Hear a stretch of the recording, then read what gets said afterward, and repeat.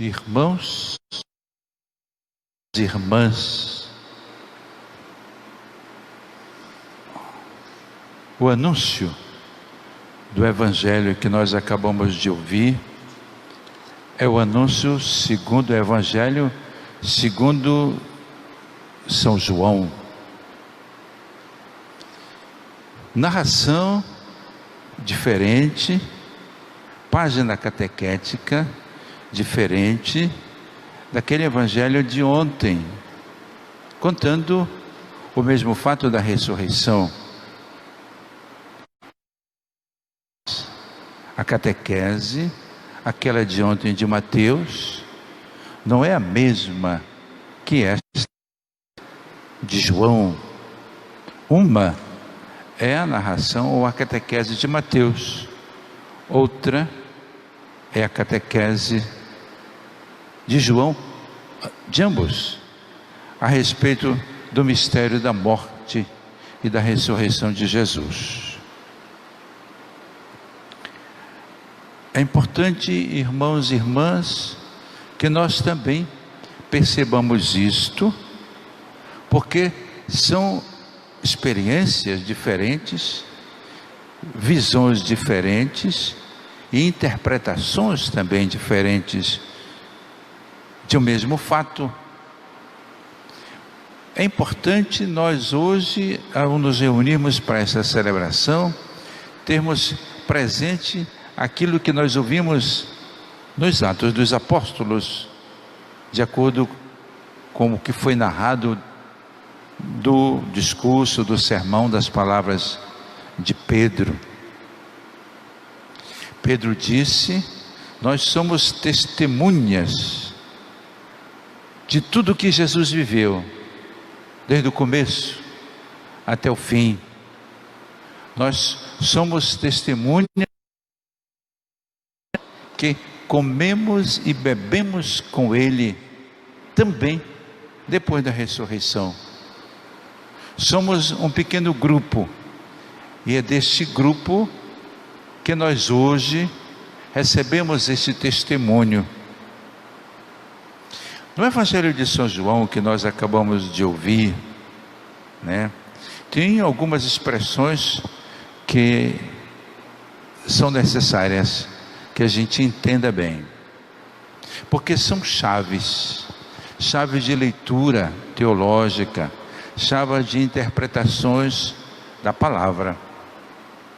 Ele começa logo dizendo assim: no primeiro dia da semana.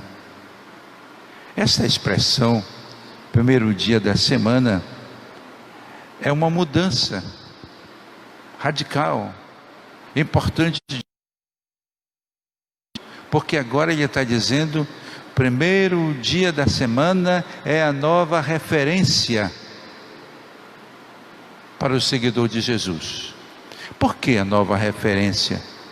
Vocês estão lembrados e sabem, porque até antes a referência para o povo de Israel não era o primeiro dia da semana, mas era o último dia da semana, que era o sábado.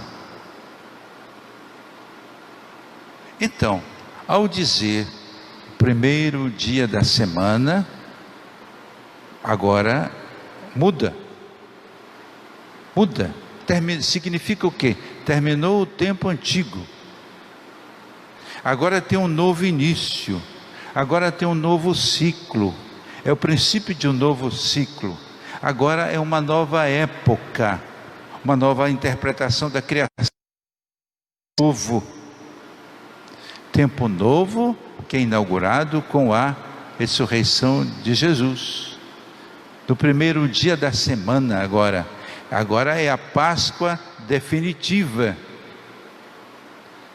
Páscoa definitiva porque é o surgimento de um homem novo, de uma pessoa nova, de uma humanidade nova, nascida a partir do gesto de Jesus de doar a sua vida em favor de todos. Primeiro dia da semana para nós também agora é a nova referência. Quer dizer, é a ressurreição de Jesus, a nova referência.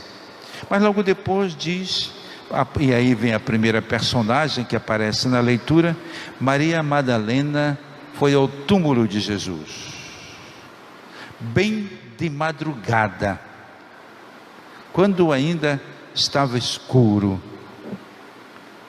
É uma outra chave, também importante para nós podermos entender. Maria Madalena, aqui, ela representava também a nova comunidade, aquela comunidade que se reuniu, passou a se reunir e que foi criada ao redor de Jesus. Maria Madalena e a comunidade que agora são testemunhas da trajetória de Jesus, desde lá da Galileia até a cruz de Jerusalém.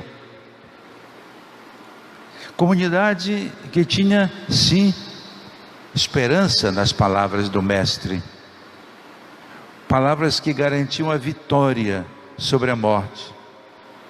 Mas vejo na narração, esta comunidade agora, ela está confusa e dispersa.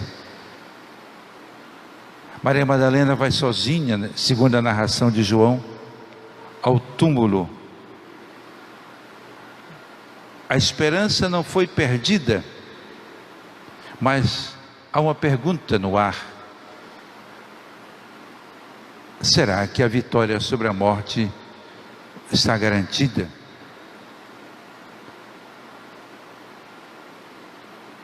Vejam a linguagem. Maria Madalena procura Jesus no sepulcro. Mas o sepulcro não é lugar de se encontrar a vida. No sepulcro não se encontra vivos, não é lugar de vivos, e sim de mortos. O lugar não é aquele. Na escuridão não se enxerga a luz, aquela luz que veio para eliminar as trevas. Vejo, o que é que São João está nos dizendo? Neste princípio novo, neste começo novo, a comunidade nova está um pouco confusa, está um pouco desorientada, está um pouco insegura. Por quê? Porque não consegue ainda interpretar os sinais para poder obter a garantia de que de fato a morte foi derrotada.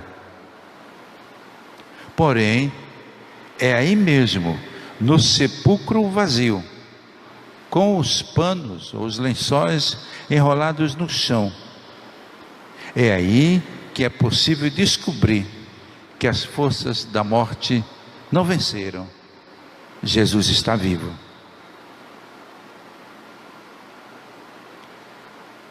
Chaves usadas para poder abrir a porta, a fim de podermos entender a catequese que João quer nos transmitir diante do mistério da morte e da ressurreição de Jesus.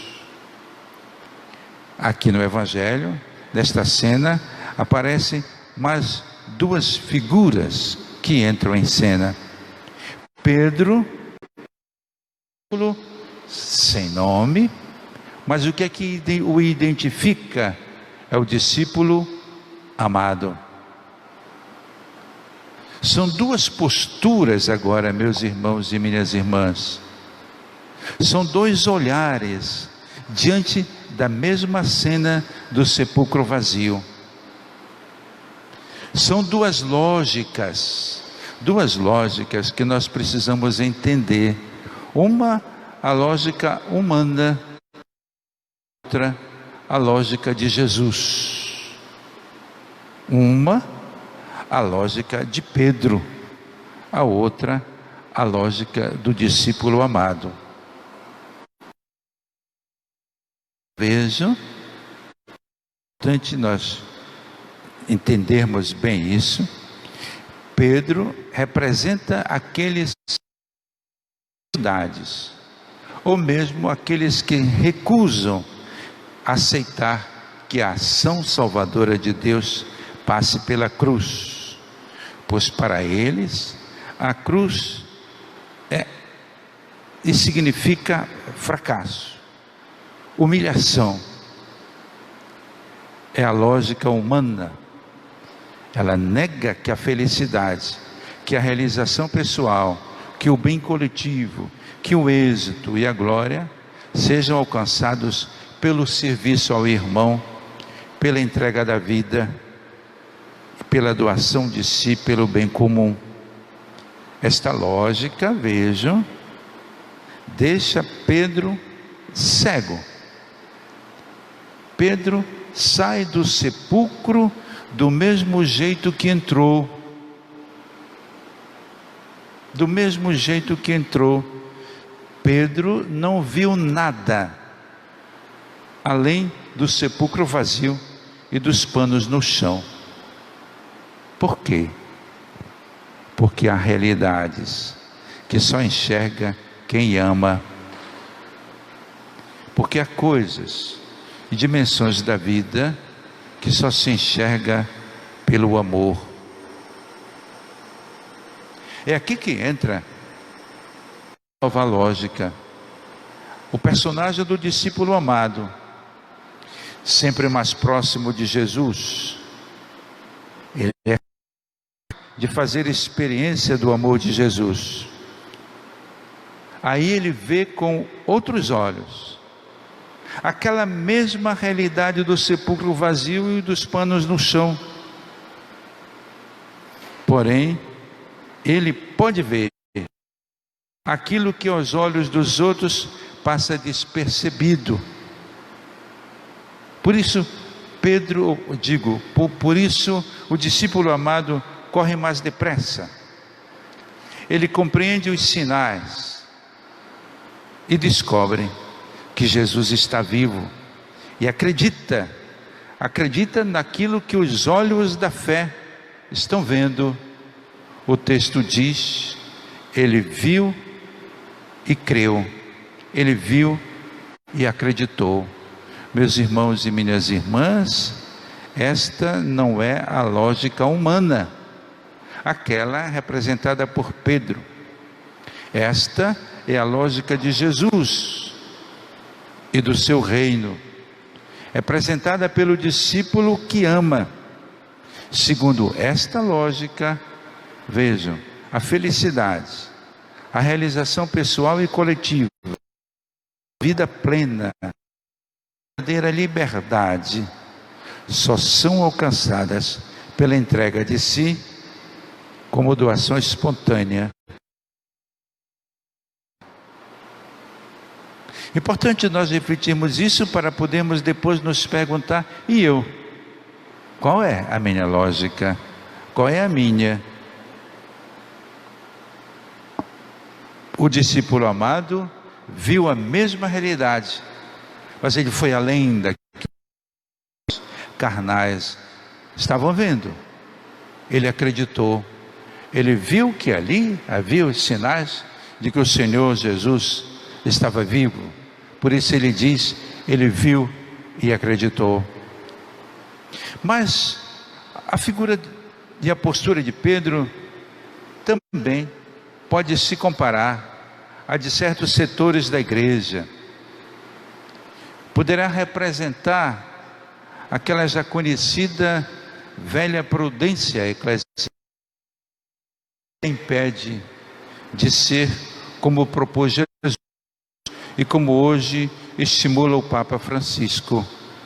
Uma igreja em saída, que ousa, igreja que repensa seus métodos, que aceita novos desafios, uma igreja que não se vê somente como hierarquia, mas uma igreja que se vê também como o povo de Deus, a serviço do reino do Pai.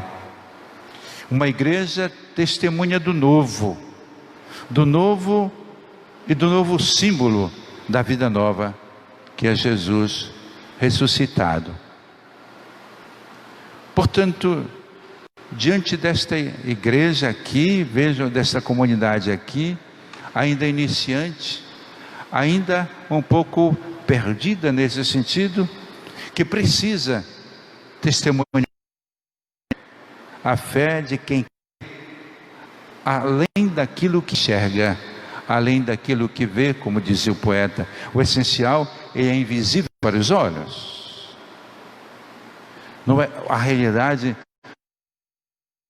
que estamos enxergando e vendo agora com esses olhos. É muito mais.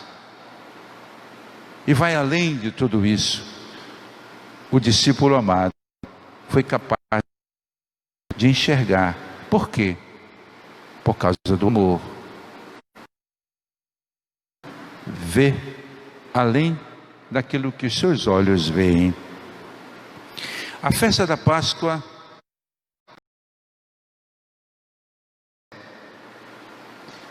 a morte antes poderosa foi vencida, tornou-se agora frágil. Isso significa que é Deus quem nos liberta dos nossos limites humanos e das nossas impossibilidades humanas, que nós podemos cantar com alegria e com convicção: Cristo venceu.